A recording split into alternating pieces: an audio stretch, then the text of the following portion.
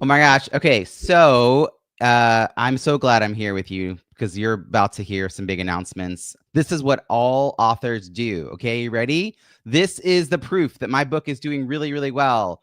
Okay, this isn't the only proof. We're going to talk about why hitting number one bestseller in a category isn't the entire thing. But it is pretty cool when your book is in the top 10 and you see all these other books, number one bestseller in authorship. Look at the books that I beat out. I mean, this is a really popular book here published, and they're number 9. We can zoom in a little bit. Here are a lot of books written for AI. Had to beat out all of those, including 2 new books. Number 3 and number 6 just came on the market. On Writing Well is the 30th anniversary of a really famous book. Here is number 1 bestseller in market research business. These are all for US. Top 10. Look at that. Revenge of the Tipping Point, Seth Godin, the original Tipping Point. These are good books to be in front of, and a lot of AI chat books. So here's a little zoom in on me with hanging out with Malcolm Gladwell and Seth Godin. And if I thought this was all, I'd be done, right? I'm actually still in the soft launch period collecting reviews. This is actually Canada. So my book also hit number 1 in 3 categories in Canada, 2 in the US so far. So this is some Canadian categories. You can see again in front of Seth Godin and Malcolm Gladwell. Here it is in authorship also, again, beating the 30th anniversary edition of On Writing Well. In the Canada, here's the numbers. It's number 1 in all 3 categories.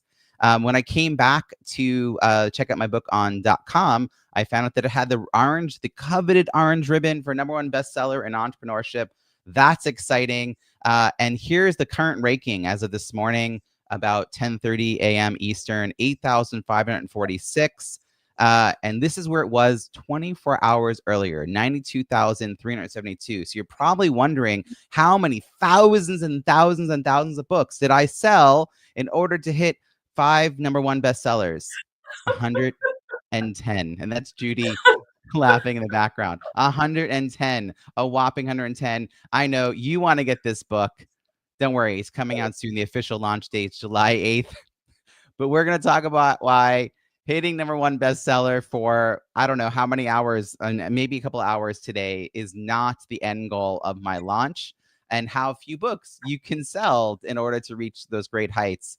Instead, I want to focus on all the reviews I've been collecting. I'm about to hit 50 written reviews on my book as well, and that's really exciting. Thank you to my launch team who's busy getting their verified reviews up. Without any further delay, I want to introduce our guest speaker. I'm pleased to interview one of our Biz Book Pub Hub partners. Our hub partners are experts who support entrepreneurs along their author journey. Today's guest is a book marketing strategist. If book marketing feels like a never-ending to-do list, you're not alone. She works with nonfiction authors, especially business owners, coaches, and consultants who want to grow their impact and income through their books without feeling like they've sold their soul to sales.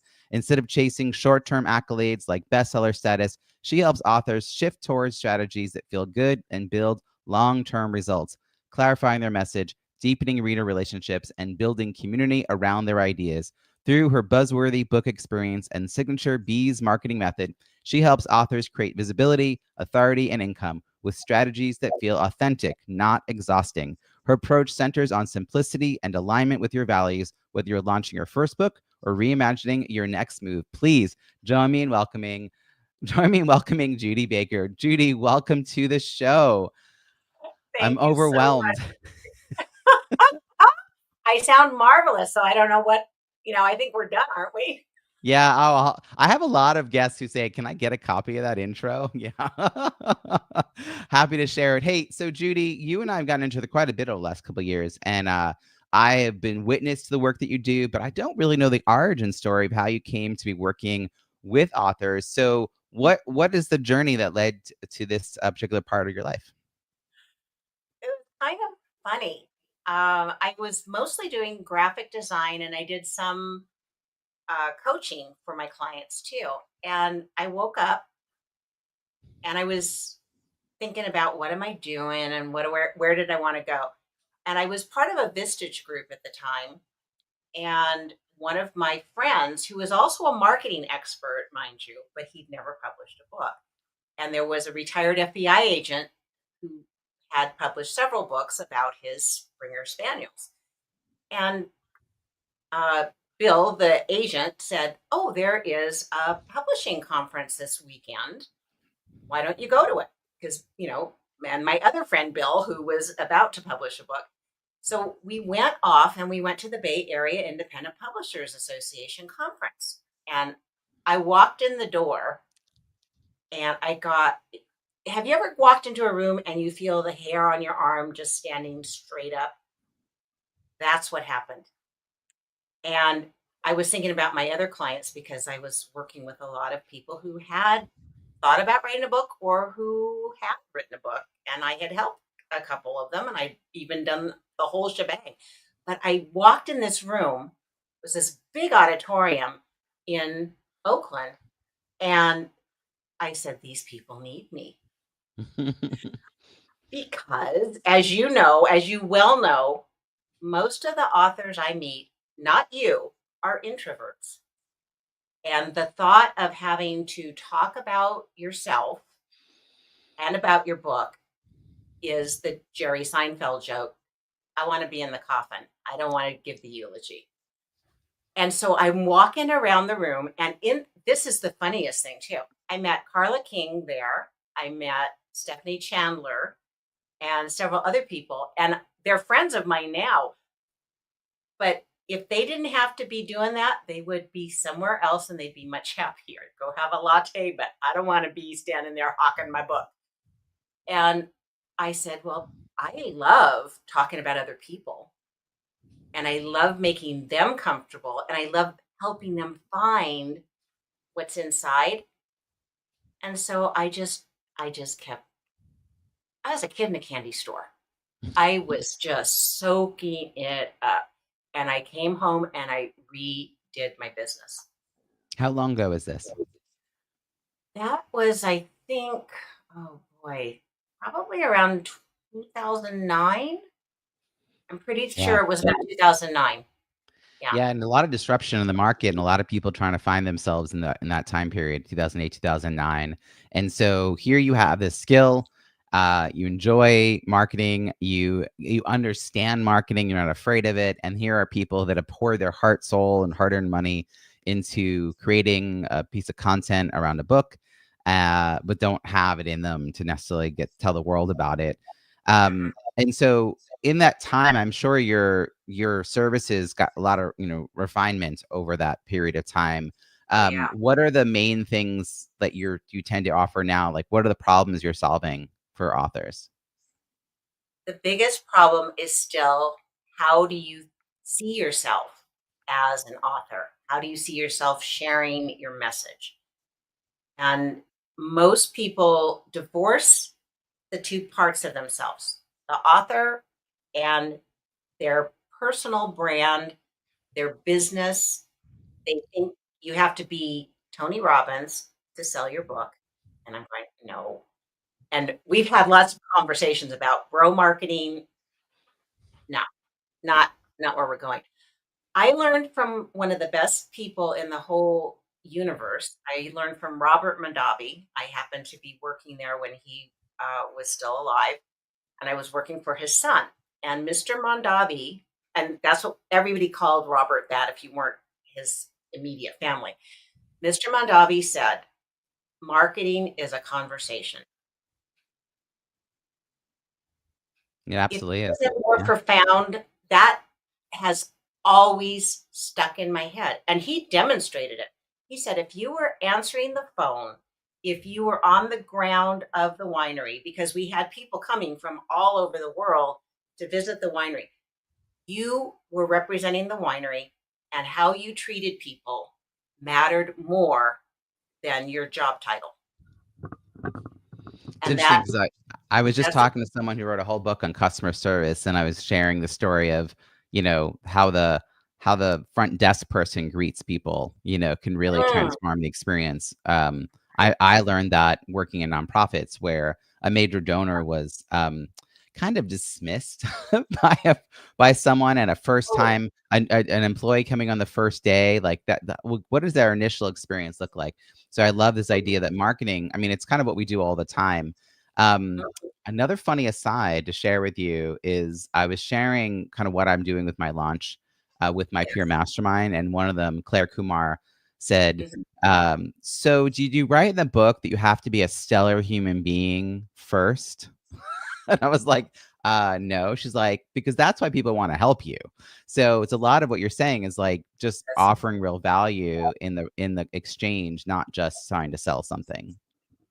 Completely that. And if you try to be now, I have a theater background, and you know, so you would think, oh, I can just be a chameleon. I can play this part or that part. But the real rubber meets the road when you are yourself. And that's what Mhm. was really hard for me as a kid because I was very introverted. And the thought of me speaking as me, I still remember the first time I got up to give a speech.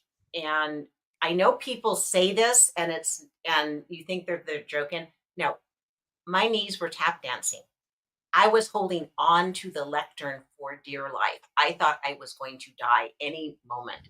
And if I could have, I would have, because I didn't want to be doing that. And I learned through my drama teacher, not through my speech teacher, but through my drama teacher. She taught me how to stand with presence, to breathe, to use gestures that came not from my fingertips, but from my back, basically. My entire body was in play. And she said, be ready, be poised to move, but stand comfortably on the stage. And you're in NSA, so you know this backwards and forwards. But so often we see people get up and they're acting as if their body language is speaking long before they open their mouth, and they've got their legs, their feet crossed, they're embarrassed, they're trying to shrink in rather than to just be comfortable and share from their heart. That's what I teach people to do. Share, why did you write this book? Why did you want to help people with it? Because most of the authors I'm working with are nonfiction, and they have a message, they have a methodology, they went through some kind of tragedy or transformation, and they want to tell people it doesn't have to always be pain. You can now move forward, and you're richer. You have learned something that is so valuable, so you have more empathy for the people you're helping. I think there's a mindset shift that has to happen for these authors who previously like didn't enjoy the limelight and didn't want to put themselves forward. Yeah. And I'm curious about those conversations you have with them to help them reframe that as an opportunity as opposed to, just them seeing the challenge in front of it. What's some questions you might pose to them, or what might you ask them to get them thinking differently about this Well, I had Diane Wolf was my guest yesterday, and I asked her that question on your show? Yeah. on my show. So Diane is a brilliant psychotherapist. She has been studying brain science for, I think, about 20 plus years. And she just wrote this fabulous book on how to get better sleep. It's 14 nights to better sleep. And I said, well, Diane, I know you're a speaker, but what are you doing about your book? How are you getting the word out about your book? And she said, well, I'm not really doing that. And I said, well, why did you write the book? And so she told me because she had a personal challenge, and she works with people who have PTSD. And the first thing she addresses is, are you sleeping? And now, Rob, you just had a really crazy build up to the launch. So you felt the effects of not getting enough sleep. So Diane really firmly believes sleep is the foundation of mental health. Okay, the foundation of mental health, but she wasn't sharing that language. And as we started talking, I said, well, if that is so important to you, and it's so important, and you've got evidence because you've got client after client after client who recovered from traumatic situations because they now were able to sleep and sleep well, why aren't you out there just blasting this message? And she said, oh, you're absolutely right. So if you think inside, why did I write this? What was my why? And you carry that forward, you can be talking about your content, and that's another just differentiation that I make too. The book is not just a piece of paper with ink on it. Your book is your message. Your book is your content. It's your expertise. It's what you know in your bones. And if you think of it that way, one of my two dearest friends, Jim Horan, who wrote the One-Page Business Plan, when he wrote that book, he was out of work. He was an accountant. He got C's and D's in college in English. But his friend said, you've got something that will help entrepreneurs forever. And he built an entire multi-million-dollar business, which is continuing on after his passing, because he had an idea that was bigger than could be inside of the pages of a book. So let's just say if he hadn't shared widely that idea, so he might have written the book and published the book.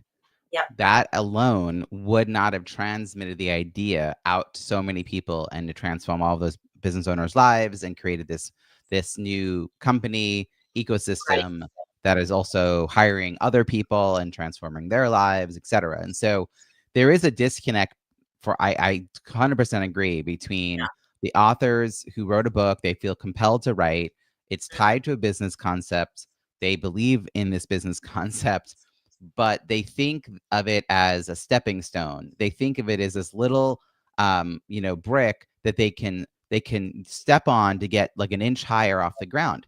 And that it's this little thing. And I'm like, no, turn it the other way. It's a brick that holds a door open, so that every time you have a conversation between you and someone on your launch team, it pushes the door open a little further and holds it there until after a couple of months of having conversations, now that brick, which is your book, is holding the door wide open and you're being invited in. So we have to be careful that we don't just assume that it's this like a little product that we've created, but it's an asset that we've created. And I don't think people always understand how to use it. They just know they have to write a book. Like Diane's a good example. She had content. She wanted to put out this quick book that is very helpful. It's to the point, right? It's a quick and easy read. You can implement it right away. And you know that she's there for you if you need more help. But how do we get people to start shouting that from the rooftops to the right, and actually being more effective than that? Because Lois Kramer jokes that her first launch, she opened her back door when her box of books arrived and just yelled, "I've got a book!" Like that was her launch plan, which is quite different from her last launch, which she did with me. Now she's closing in on 150 reviews. So big shifts in mindset there. Absolutely. And this is something else. And I'll tell you, you already know the answer to this one. Giving your book away is the best way to get people talking about it, thinking about it. And do you like to get presents? Do you like to get gifts? Everybody likes a gift. And you're giving the gift of your knowledge and saying, oh, I think I would love to give this to you if you think this would be helpful. And Jim did this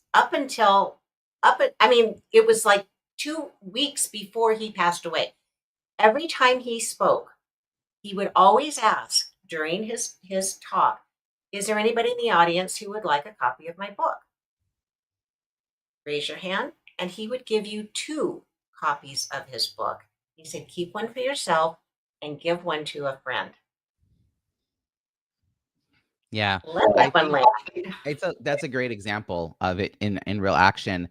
The reason I think people have to be talked through that, like they don't understand that conceptually when they first publish, is that they're putting all their energy in the book itself being successful and Correct. they're calculating success based on book sales, Mhm. financially, and then they're hitting number one bestseller, which is an example of sales, but this sort of like recognition that you've sold a lot of books. They're sort of banking on those two things. Now, Mhm. I've heard a lot of different numbers over the years, but what is the last that you've heard around the average number of books sold either in the first year or in its lifetime? Like, where are you hearing for a nonfiction book? It hasn't moved since the first time I heard it. It's around 250 books. And the reason for that, Is that in a most lifetime? in in a lifetime, in That's a wild. lifetime. Yeah. And the reason for that, we most people have about 250 people in their immediate circle. So that's your family, friends, business associates, people who know you tangentially. Mhm. Most people can sell 250 books to that group. But what they fail to do is just like if you were planning your wedding and you put all your energy into the wedding day, but you didn't plan what it was going to be like to be married. And I'm going to be celebrating my 43rd wedding anniversary in another month. But we didn't plan just for the wedding. Right. We talked about that because my husband was married before I married him. And I wasn't planning to do it again. If I was doing this one, this was it. And we planned for if this is how we want our life to be, and should things not work out, this is how we're going to not be married anymore, because I didn't want the nonsense that happened. But we planned to be married more than we planned for here's the day we're celebrating. And that's what your book launch is like. It's your celebration day, but it's not one single day. You can celebrate your book any day you choose. It's just a day of the week that your book was now available for sale, and you want it to keep selling, then keep celebrating your book. Well, let's actually clarify this. This is one of the Okay, things I talk about a lot, the difference between publication day and right, launch day. And in most people's minds, including traditional publishers, your release day, which is your published day, they right, act as if that is your launch day, and they make authors feel like everything has to happen, leading up to and on that day. And I'm right. like, "Ooh, take a breath, okay?" Your launch day does not have to be that day. It's in my process, it's 2.5, 3 weeks later. So I Correct. am right now, as we're recording this, in the soft launch for my latest Mhm. book, Launch Your Book, An Entrepreneur's Guide to Reviews that Drive Revenue. And a soft launch means that the people who know it is out there and available for sale, that's my launch team. And it's their job during this time period to take the review they wrote in advance and publish it as a verified review on Amazon. I have no Right. control over whether they do that. I can support So them, I can encourage them, I right, can coax them, I can give them all the steps. But when I announce the book in a big launch day energy, well, that's gonna be when the book already has hit number 1 in multiple categories. It has had lots of sales, and it has lots and lots and lots of reviews. So I yeah, think, then it's a question of what do you do a year later, 2 years later, 4 years later? It's like, I do think sometimes people forget that this is an ongoing effort. It's like every day that ends in Y. right. If not every day, like, this is why I love my Kindle flash sales 3 times a year because I get to put Yes. extra energy around marketing a book that maybe I haven't spent energy doing the previous few months. And if you do something like that, and all of you can do it, today it didn't used to be that you could change and have an event and do something special, because traditional publishing said this is the day, this is the thing, and it was a one day wonder. What we have today, because of self-publishing, hybrid publishing, and even some of the traditionals are trying to figure this out, but they're slow to the party. What we're looking at now is you can have the day that your book comes out for sale publicly, which is Mhm. different than the day it's published. So there's two things. So you have your launch day and you have the publication day. So as Robbie said, you publish the book, your team knows about it, they're adding their voice because, okay, I said 250 books was the normal number for most people. So if you multiply my 250 by 100 people, that's a pretty big number. And there's going to be a little bit of overlap because we tend to run in circles with some of the same people. But if you amplify your voice by letting more people know about it, and they're telling their friends, and they're telling their friends, that's when you get momentum. And it's a very different energy that happens. And the more that happens, that's how your book sustainably is being sold for not just a day, but for months, for years.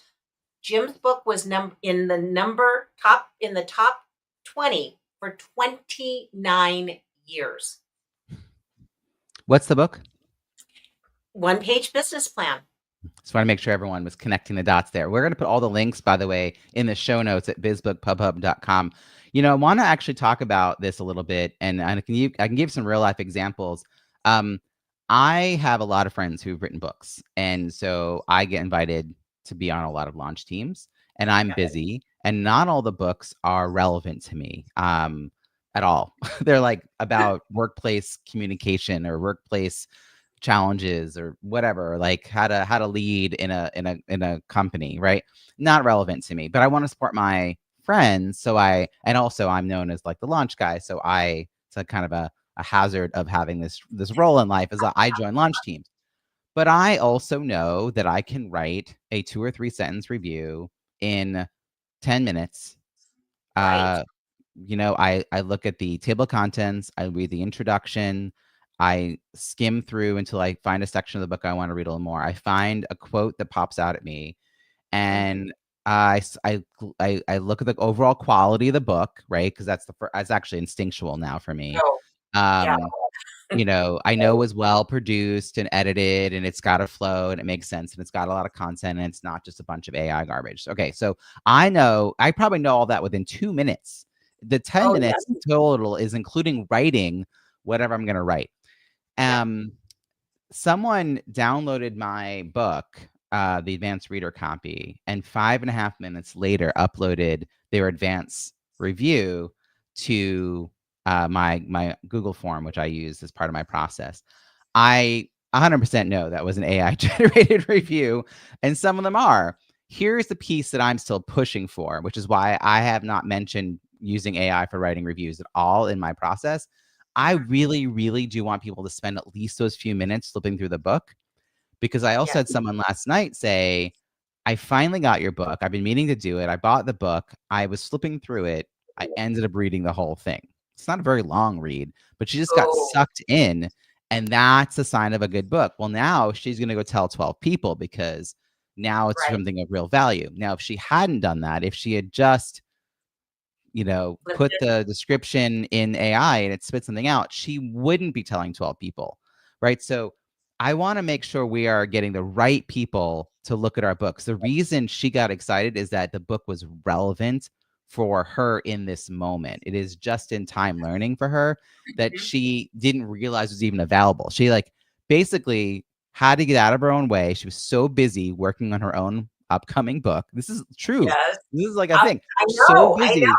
she didn't want to take the time, and then I sent out there's an email that said there's still time to be helpful. That was my email that went out late last night. She got the email, the sign from the universe, got Yes. the got the Kindle book, Yeah. and then thought I'll spend a minute just flipping through it. Read the Yeah. whole thing. It's now completely changed how she's approaching her own book, and now she's going to go tell everybody about it. Now, that's not going to happen if the person I'm telling to write the review is my aunt. My aunt's also offered to write a review for me, which is Mhm. lovely. And I'm like, hey, you're welcome to buy the book. If it's relevant, if you like it, you're welcome. Like I'm not pressuring any friends or family who Mhm. are not in the business of writing books to write a review, because it's the hardest review ever to get. But also, are they really going to take the time? Is it going to have that same impact? And do they know Right. anyone they can tell? Forget the algorithms, even forget all that stuff. Yeah. Just human nature. They're not going to do word of mouth marketing. So I think a lot of Yeah. what this is just, I don't know, react to this though. I'm just sort of, I'm living this in the Yeah. moment. I want to dissect it a little bit. What are you hearing? Okay. Well, I'm gonna fess up. When I have a recipe to follow, I'm more likely to do it, and that's really what your book does. And I've got 2 books that I've been working on that I haven't gotten over the finish line.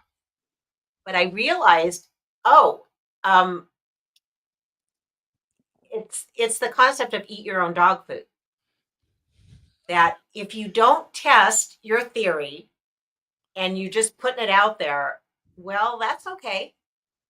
But what if you're testing it on yourself as well? Because you're writing this particular book came out of your helping other people do exactly what you did.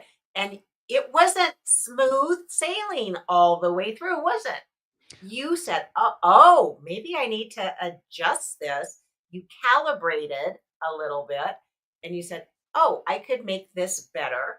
And oh, here's how I can make it easier for people to do the thing I'm asking them to do. And here's how I can make it easier for me to use what I've asked them to do. And so I realized I have not set up my Google form for people who would like to help me as I'm getting my book ready for publication. So it's this, I don't know, it's sort of circular, but it makes sense because you did things and then you kept tuning it up and making it, you kept improving it. But we are all busy. Everybody's busy. And sometimes this is what I had advised people to do in the past. I would tell my authors, you're going to ask people to give you reviews. And sometimes people will be really nice and they'll be really polite and they'll say, "Oh, of course I'll do that." You can tell them. Would you, based on my relationship with you, Robbie, I would say, when my book is coming out, here's the area that I would love for you to focus on. And I might even give you a sample of start here. Here's the language and change it as you wish. And look at page 65 to page 70. And now would you please give me a blurb on that? So I think this is where I think that we have to remember the purpose of this is bigger than the reviews. So this is actually a good, professional conversation to have, because I do think there's a way to get reviews that doesn't lead to the building a pipeline. I meet with Oh, people for half an hour, whether they've written a book, published a book, or anywhere in between. And I had right. someone about, I guess now it's about a year ago. Mhm. She got referred to me for a relaunch. And so we're getting ready for the call, and I go and check out her book on Amazon, and she has 32 or 34 written reviews, not just the 5-star ratings, but written reviews. So we get on the Yeah. call and I'm like, so tell me, like, what are you hoping to do out of this relaunch? She said, well, the book's not really helping my business. I'm not getting the speaking gigs that I wanted.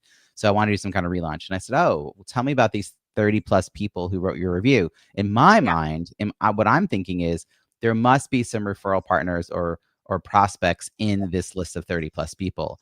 And what Yeah. she says is, oh, Robbie, my friends and family, they really came through for me.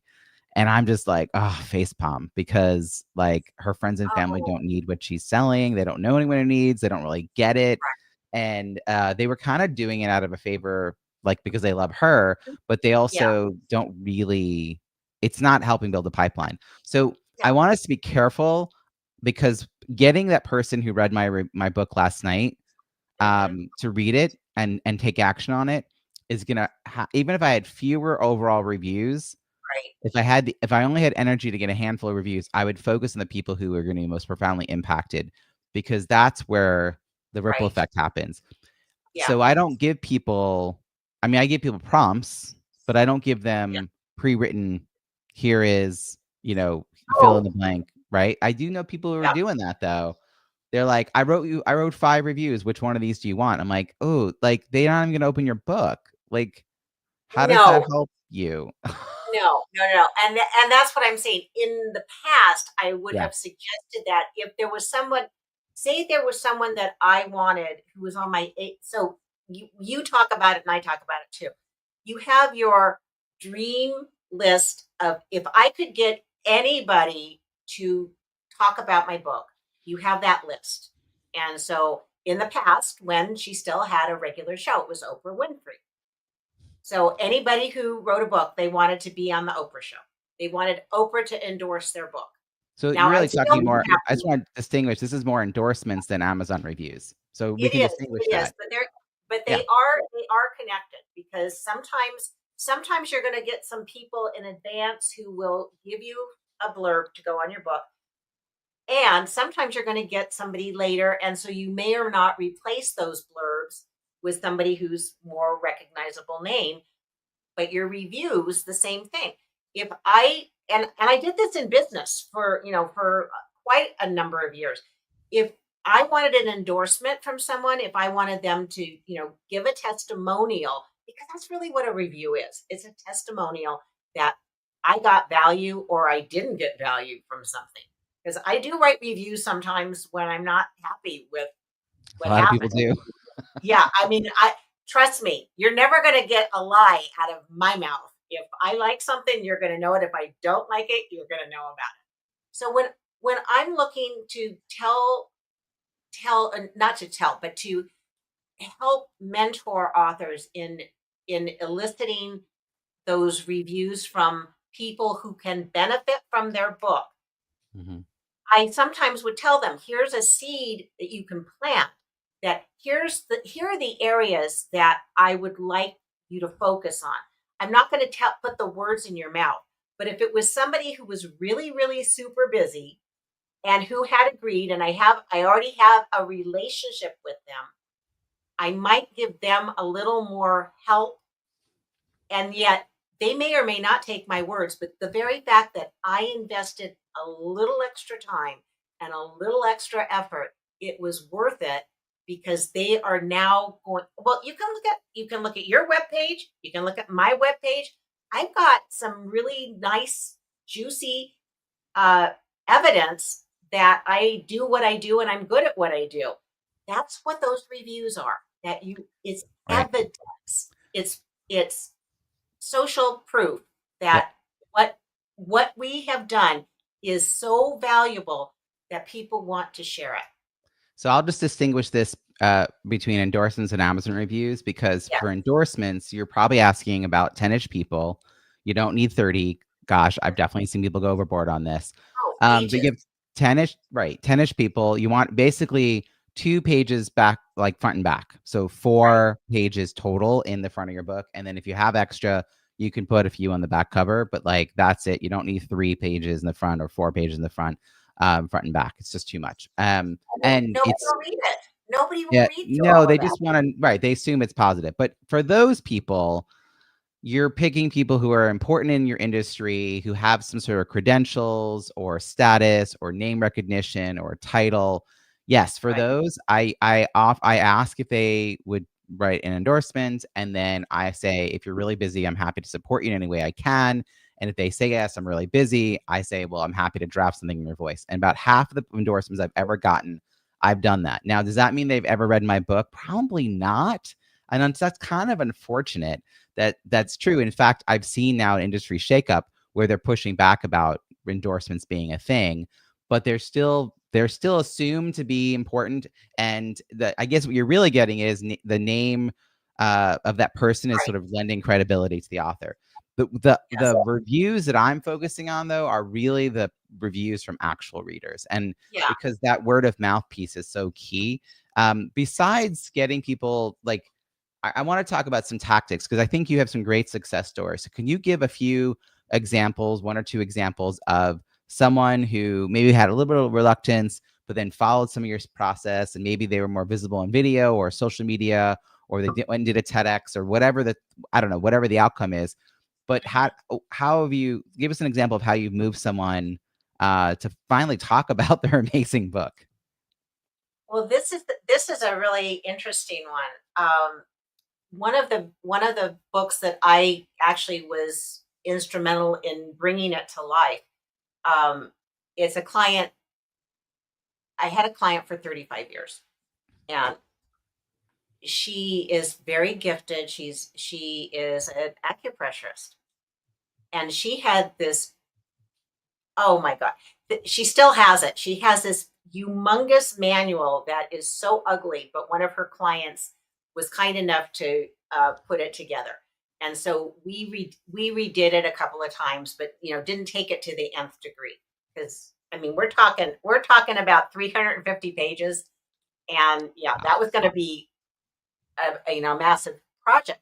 And I said, well, what if you pull out one section of that we could do a test, and you can publish that and gauge interest before Hmm. you invest the amount of money and time and energy to do a whole big production number, because it wasn't the kind of book that was likely to get a book deal, Hmm. because there were other things out there. And so that's where we started. So she pulled out the daily clean your house flow, which is an energy technique that you can do in 10 minutes. And it's something that she teaches to children. She teaches it to teachers. She teaches it to her adult clients. She teaches it to everybody. And everybody who uses it is so happy because they balance their body every day in 10 minutes or less. Pretty big deal. So we're working on this. And fortunately, she not only came through, and she published two versions of it when she first launched it. And she had one for kids and parents and one for students and teachers. It's the same material, but it's the Arm& Hammer baking soda. If you're cleaning your house, you can get it for cleaning your house. And if you're keeping your refrigerator fresh, you put another thing of Arm& Hammer. So Oh it's my God, I packaged. love that analogy. How come I've never heard this analogy before? All the Oh many my uses of Arm& God. Hammer. Oh my God, this is like amazing. Right. So instead of Yeah. having this behemoth book that it's like hundreds and hundreds and hundreds of pages long, which nobody wants to go through, she kind of worked it into a series, it sounds like, where she had more Yeah. targeted audience for each sub book. Yes. And okay, there's more to this story. So I was working on this with her, and I had laid out the book, and we were doing all this stuff. But then I got ovarian cancer, by the way, and I was doing chemo, and I couldn't think. So I brought Ruth Schwartz, and Ruth produced the book. But I had done the design, I had done all of the Mhm. front end. But suddenly I couldn't operate my computer, because this computer was kind of on. It was doing something else at the time. Mhm. So we got the books produced, and it's gone through several iterations. So she had this wonderful tool, and another friend created an animated video, and another person she hired Becky Parker Geist of Pro Audio Voices to do the narration of the video. And we thought, because this was right when Apple was saying, oh, you can do multimedia books, but it wasn't really happening. Yeah, if you were the Beatles, you could do a multimedia book because you had a gajillion dollars to do it. So we figured something else out to do, and Ruth was responsible for making that happen. And so Deborah Myers of Deborah Myers Wellness had these two books, and we kept saying, you need one for adults, you need one for grown-ups, you need one for grown-ups. She finally did that about 6 or 7 years later. But so she had this series of books. And then what happened? There was this thing called the pandemic. And suddenly, um, her income was affected, because now she does do distance uh, energy work, but most of her clients came through her door, and that was not happening. And so I said, okay, pivot time. Um, why don't you teach this as a workshop online? I don't like that. I said, I'll be your tech support. You just have to teach. I'll do the stuff, and I'll be the wizard behind the door. I launched her on teaching her workshop online. First year, she added $10,000 to her bank account, and no extra investment, because she already had Zoom, she already had the book, she already had her workbook, everything. She had the whole 9 yards. And so that was about 10 years ago. So she's made about $100,000 off of the idea of here's your content. How else are you going to use it? And so she can teach it. And I had been in her in person teaching, but the online had a whole nother component. So now, anytime she wanted, she could turn on the tap and do this. So let me sort of pull this apart a little bit, because I think there's a lot of good nuggets in this story. One is, I think a lot of authors, well, the thing they think they have to write first, the first book that they're feeling compelled to write, is often their second book. If they sit down Yes. and meet with a writing coach, or strategist like me, because I'm not a writing coach, I'm not a developmental editor, but I am a strategist, and I will ask the right questions. And so, yeah, or they have a book in mind that's actually 2 or 3 books, Correct. that they could split up. And the advice I got about how to sell book one, and this is from my friends at NSA, the National Speakers Association. They said, if you want to sell more of book one, you've got to sell books 2 and 3. You have to have books 2 and 3 out in the marketplace to sell more of book one. And it's like, oh, right, it makes sense. Like, people are more likely to sort of find it and pick up like earlier copies. You also can price them less. Like, if you have one like my Yes. third book, for Zoom, Breakout of Boredom, is enormous compared to my other books, and it's priced enormously. Like, it's a $29, paperback, because Right. it's expensive to produce. It has a lot of Right. content, has a lot of images. It's expensive to print even. So, Mhm. you know, I did it as a manual. Like, there wasn't really a way to split that up, right? But Of I'm course. more interested in like smaller how-to books. That's my Mhm. specialty. I think, your guidance to have her have different audience for different books, super smart. And the other piece I'll underscore before we move to final questions is the idea of repurposing content in lots of different ways, not just for social media or for marketing, but for monetization. So the idea that you can take something that was a book, and maybe it was an in-person thing, and then you can make it an online thing, and maybe you can get it a recorded thing, maybe it becomes a course. I mean, master classes and masterminds, like, there's so many new ways. And lastly, that she didn't just try to do this all on her own, but she had a good team of people helping her Yep. along the way, a lot of whom you name checked some of them here. Ruth Schwartz, just like you and I, are part of the Biz Book Pub Hub. So we're going to put her link in the show notes at bizbookpubhub.com. But I mean, Yes. your example is just showing that this is not meant to be an isolated circumstance. We're on our own. Speaking of the hub, Judy, before we go, I'd love to just get your perspective about the hub. You've been part of it now for a while. Yeah. I'd love to hear about the authors that are coming, the connections you have to other hub partners. Why is this important in the world? Like, so the Biz Book Pub Hub's been around officially for just over a year. What are your thoughts on it? It's really refreshing to be with other professionals where we can share knowledge, share things that get in our way, and figure it out together. And then know that reliably I can say, "Oh, I've got somebody who does that." And I can make a referral, and they've already been vetted. I've gotten to meet them in our meetings, or I've gotten to know them. There's a number of people I already knew from other organizations, but then coming together, I've gotten to hear people. They share their wisdom. It's a very, what would I want to say? It's a comfortable place to come, and I trust the people that are there. There's not a lot of this sounds a little intuitive. It's not about self promotion.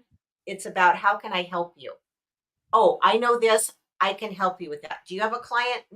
You don't do this, but I do. Let's talk about how we can collaborate. So that's really that's the foundation of it to me. That it's a collaborative collective of people who have the interests of helping their clients and doing it in a way that everybody wins. Nobody's trying to say, "Oh, I'm better than you, so, bow down to me." Everybody is pretty it's a peer group, and Yeah. that's what I love. That's what I love the most. We have kind of the hub partners, like you're describing that beautifully. And then we also have all these author communities. And so in a moment, I'll share with people what information they'll find at bizbookpubhub.com. But first, I wanted to know how people can find you and follow your work. You can find me at buzzworthybooks.com. And most everything you need to know is right there or on LinkedIn. And I'm under Judy Baker on LinkedIn. That's the two Fantastic. places I hang out the most at, on my website, but I'm starting to do some more stuff on camera again, so I'll be all over the place. In fact, we're going to include your Instagram and your YouTube on the website bizbookpubhub.com in the show notes.